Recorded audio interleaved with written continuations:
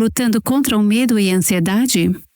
Paul Totes te encoraja a levar isso aos pés do Senhor. A oração é uma parte essencial na luta constante contra a ansiedade. Ter algumas pessoas que sejam, de certo modo, a sua linha de frente em oração. Você pode orar por mim? Ou você pode orar comigo?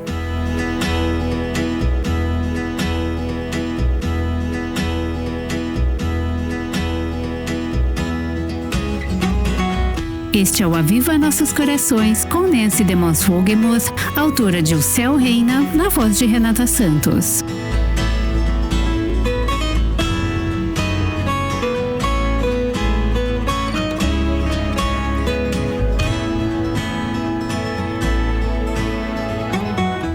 Quando a vida fica difícil e as escrituras prometem que ficará, como você lida com isso? Pedimos ao pastor Paul Totes que nos ajude a responder essa pergunta. Acho que ninguém planeja se tornar especialista nesse assunto, mas às vezes Deus nos dá um ministério que não escolheríamos, e foi exatamente isso que aconteceu com Paul. Deus trabalhou por meio de experiências dolorosas em sua vida para prepará-lo para ministrar de forma eficaz a pessoas ansiosas e enlutadas. Paul é marido, pai de 10 filhos, pastor em Cleveland, Ohio, e autor de vários livros. Um deles eu tive o privilégio de endossar, se chama Devocional para o Coração Ferido. Mas hoje o pastor Paul está abordando uma luta bastante comum em nossos dias, a ansiedade. Aqui está Dana para dar início a essa conversa na voz de Raquel Anderson. O que você faz quando o pânico ataca? Bem, hoje eu tenho alguém que pode te ajudar. Nosso convidado sabe bem o que é passar por ataques de pânico. E ele encontrou uma linda solução por meio do poder de Cristo. Paul, bem-vindo ao Aviva Nossos Corações. É uma alegria estar com você hoje, Dana. Você precisa nos contar como o pânico surgiu na sua vida. Como a ansiedade apareceu na sua história. Eu sempre lutei com ansiedade em um nível baixo. Fui criado em uma família ansiosa e eu simplesmente aceitei que isso fazia parte de mim, mesmo depois da minha salvação em 1984. Aos poucos, o Senhor começou a me mostrar que a preocupação era algo que eu precisava continuamente levar a Ele, render a Ele e aprender a crescer em meio a isso. Mas para falar a verdade, foi durante o que eu chamo de provações em múltiplas camadas, em nossa família e em nossa igreja, que tudo isso veio sobre mim de tal forma que acabei na UTI 2 vezes em 6 meses. Eu tinha certeza de que estava tendo um ataque cardíaco. Meu médico fez todos os exames e tudo mais. Eles queriam ter certeza sobre o que estava acontecendo. E acabou sendo algo que eles chamam de síndrome do coração partido. Basicamente, o que acontece é que os níveis de estresse no corpo chegam a um ponto em que a ansiedade literalmente parece um ataque vindo de fora. O pânico te ataca. É uma condição induzida pelo estresse que faz o corpo liberar uma onda de hormônios do estresse e você sente todos os sintomas de um ataque cardíaco. Mas graças a Deus, eu não tive nenhum tipo de dano real no músculo do coração. Essa situação levou a ansiedade e o pânico a um novo nível para mim. Comecei a buscar nas escrituras. Fiquei tão encorajado e fortalecido pela honestidade da palavra de Deus, nas vezes em que vemos homens e mulheres de Deus passando por muita dificuldade com esses sentimentos intensos que nos dominam. E Deus usa tudo isso para nos atrair mais para perto dele. Quais foram algumas passagens específicas que te ajudaram a entender o que precisava fazer? Acho que às vezes as escrituras nos confortam, mas também nos instruem. Sim, exatamente. Para mim, o Salmo 46 se tornou um dos meus favoritos. Nós tendemos a citar o primeiro versículo. Deus é o nosso refúgio e fortaleza, socorro bem presente nas tribulações. E geralmente paramos por aí. Mas o próximo versículo é a chave do propósito desse texto. Ele diz: portanto, não temeremos. Isso no versículo 2. Portanto, não ficaremos ansiosos. Portanto, não entraremos em pânico.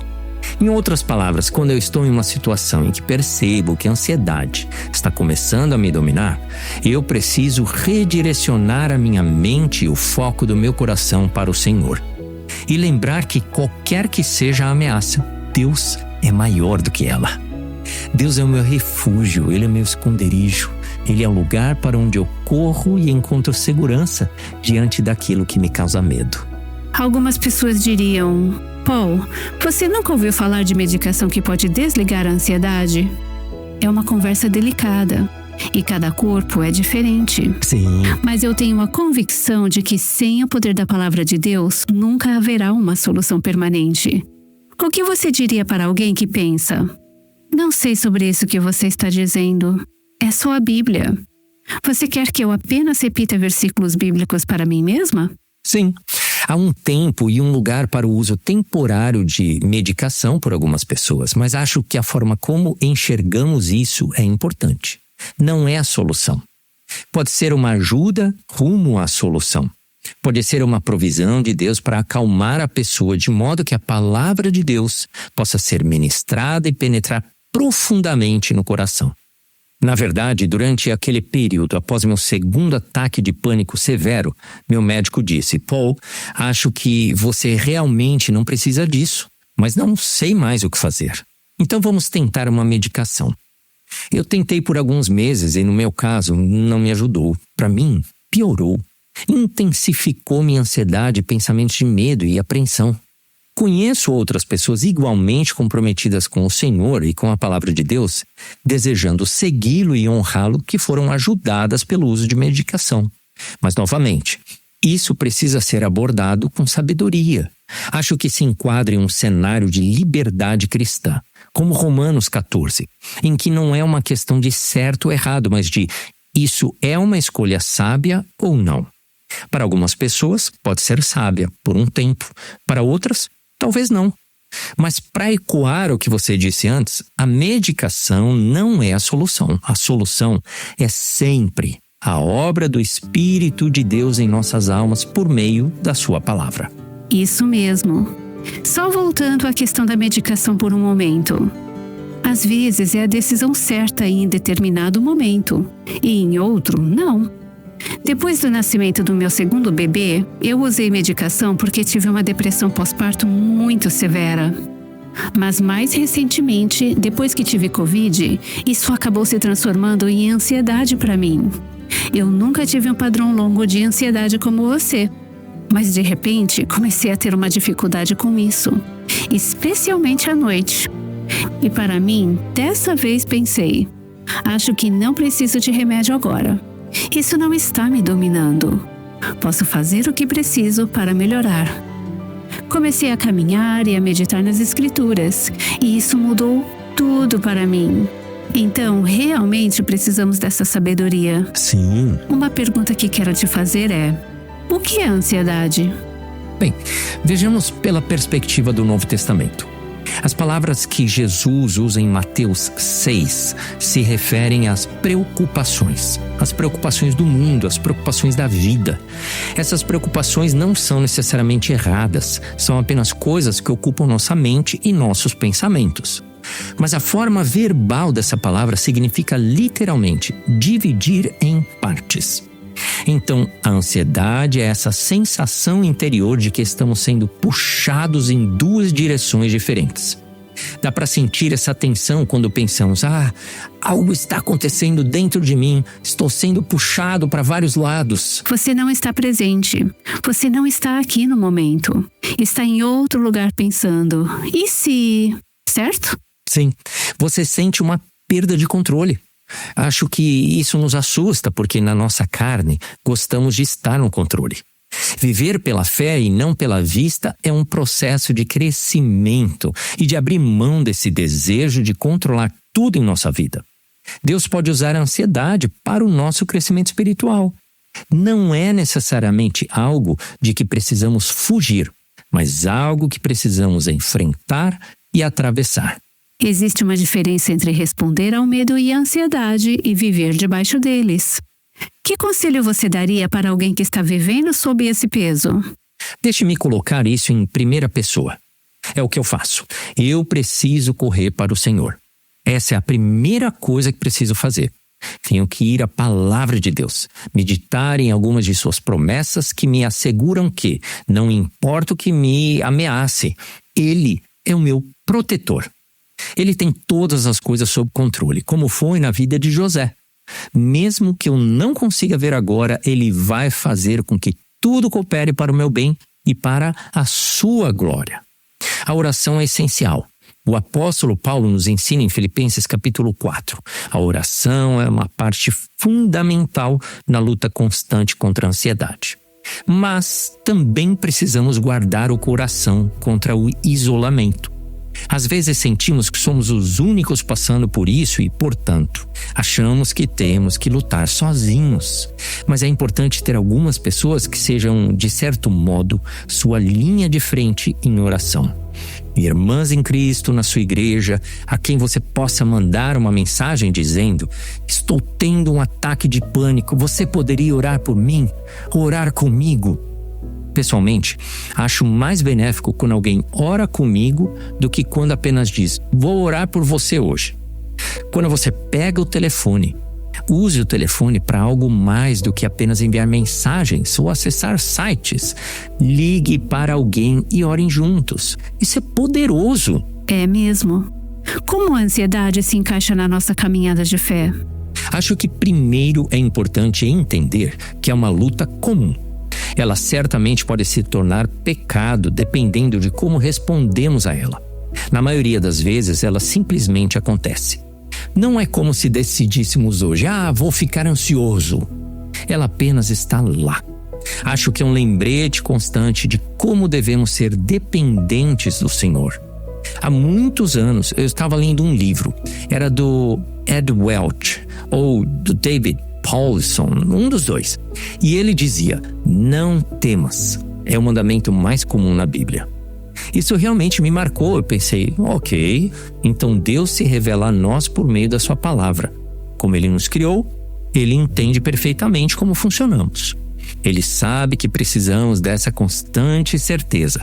Não temas. Eu estou com você, não temas. Eu sou o seu refúgio, não temas. Eu vou tornar isso em bem. Esse é um bom lembrete para nós e precisamos falar com Ele, com Deus, sobre isso. Orar as Escrituras é algo que me ajuda muito.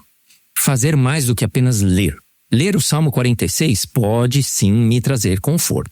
Mas quando eu paro e oro por meio dele, inserindo nas minhas orações os detalhes específicos da minha situação, como do que eu estou me sentindo ameaçado. É um conflito com alguém?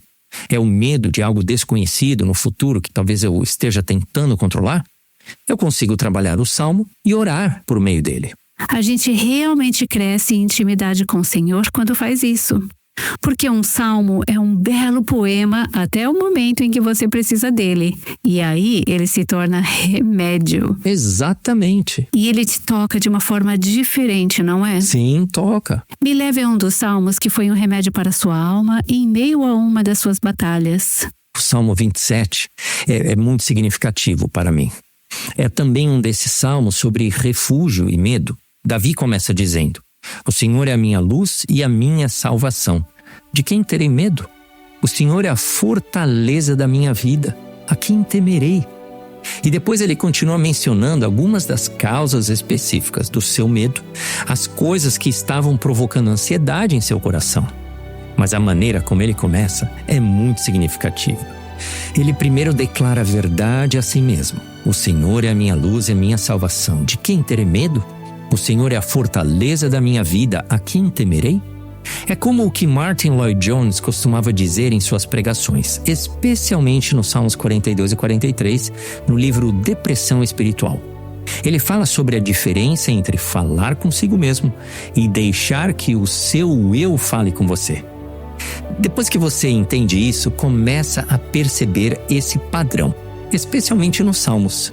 Ele está reconhecendo: ok, a ansiedade quer falar comigo, quer assumir o controle, quer ditar o ritmo, quer estar no banco do motorista da minha vida hoje.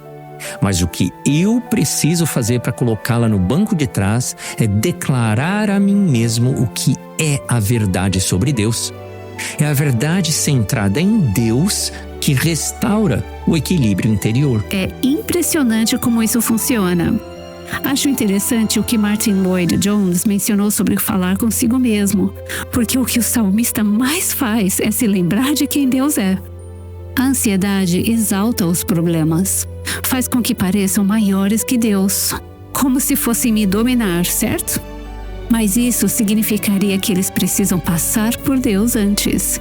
E os salmos nos lembram: não, estamos nas suas mãos, estamos debaixo das suas asas. Ele é o refúgio no qual subimos para nos abrigar. Sim. Mas é preciso subir para dentro desse refúgio. É preciso entrar nessa torre. Sim, é verdade. É mais ou menos isso que você está dizendo. Sim, e voltando à metáfora do carro, você precisa colocar as mãos no volante. Não pode simplesmente deixar a ansiedade assumir o controle e dirigir o carro. Minha esposa e eu fomos muito abençoados pelo Senhor. Temos 10 filhos e um número crescente de netos. É maravilhoso, mas às vezes a ansiedade soa e parece como o barulho de 4 ou 5 crianças nos bancos de trás da van, discutindo, brigando por alguma coisa. Você está tentando dirigir, tentando se concentrar, mas precisa constantemente olhar para trás para lidar com o que está acontecendo. Acho que às vezes as preocupações de que Jesus fala em Mateus 6 são assim, como essas crianças barulhentas gritando por atenção, brigando entre si, criando muito ruído. É isso que a ansiedade faz. Cria muito barulho na alma. E o que precisamos fazer é, como o Salmo 46 termina dizendo: aquietem-se e saibam que eu sou Deus. No versículo 10, que é uma ordem. Sim. Acalme o seu coração. Então, é preciso agir. Não dá para apenas sentar e esperar. Colocar os pés para cima na poltrona espiritual e esperar que tudo passe. Você precisa fazer algo. E é por isso que acho que a ansiedade pode ser uma bênção, porque ela pode nos reeducar sobre como responder às pressões da vida. À medida que aprendemos a colocar as mãos no volante, a falar a verdade bíblica, a nós mesmos e permitir que o Espírito Santo massageie essas promessas bíblicas e esses pensamentos centrados em Deus profundamente em nossa alma. Boa palavra. Eu quero falar um pouco sobre, ou melhor, fazer uma pergunta mais direta. Você começou nos contando que foi ao hospital e que teve a síndrome do coração partido. As circunstâncias da sua vida estavam literalmente partindo o seu coração. Não no sentido emocional apenas, mas em termos químicos, fisiológicos. Você estava em crise.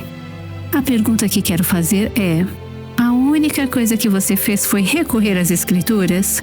Ou há momentos em que também precisamos mudar o modo como estamos vivendo? Nos avaliar, fazer uma pausa, descansar. Porque existe um espectro da ansiedade, certo? Sim, sim. Algumas pessoas estão em um extremo, como você, e acabam se internando em um hospital por algum motivo. Certo. Então, o que você fez? Que mudanças precisou fazer na sua vida quando isso aconteceu? Bem, a solução certamente não é singular, é plural. Há várias coisas envolvidas. As escrituras precisam fazer parte desse remédio. A oração precisa fazer parte desse remédio. A comunhão com outros cristãos precisa fazer parte desse remédio.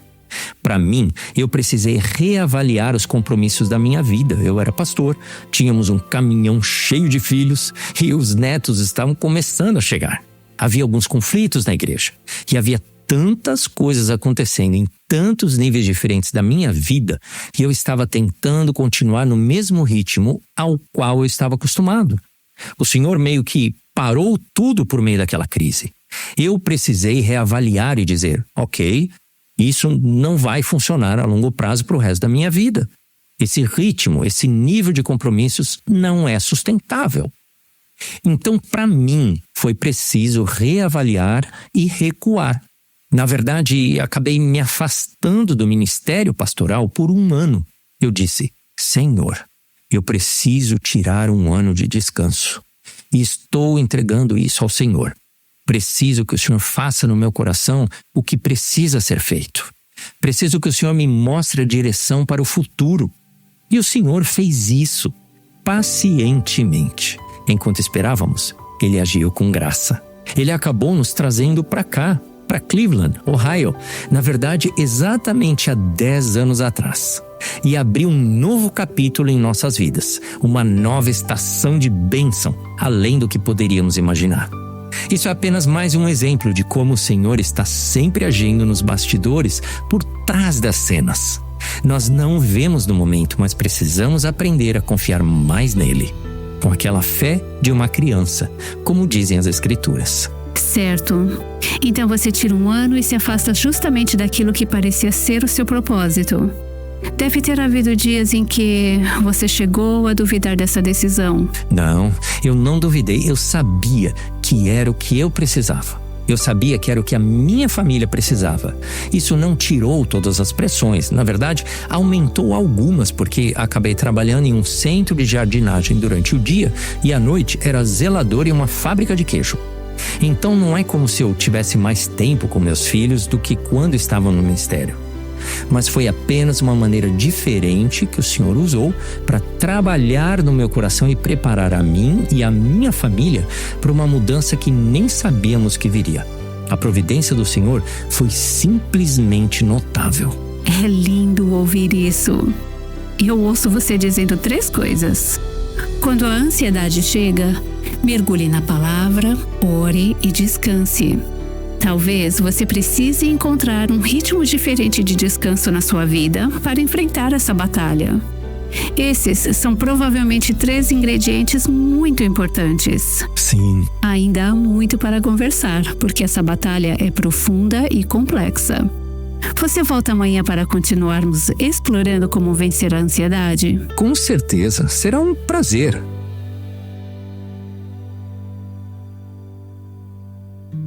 Ouvimos o pastor Paul Toches conversando com a minha co-apresentadora, Dana Gresh, sobre como lidar com a ansiedade como seguidora de Jesus. Que conversa reconfortante e encorajadora foi essa. Dificilmente passa um dia sem que eu ouça de alguma mulher que vive com o coração cansado de tanta ansiedade, medo e perda. Talvez você esteja passando por isso agora. Pode ser que tenha procurado as soluções que o mundo oferece para a sua dor e descoberto que elas simplesmente não bastam. O que todas nós precisamos é mergulhar na palavra de Deus e deixar que a palavra de Deus mergulhe em nós.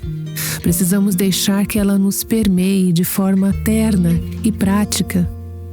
Porque sabemos da importância de estar na palavra de Deus diariamente, preparamos um material que vai incentivá-la a ter esse momento com o Senhor.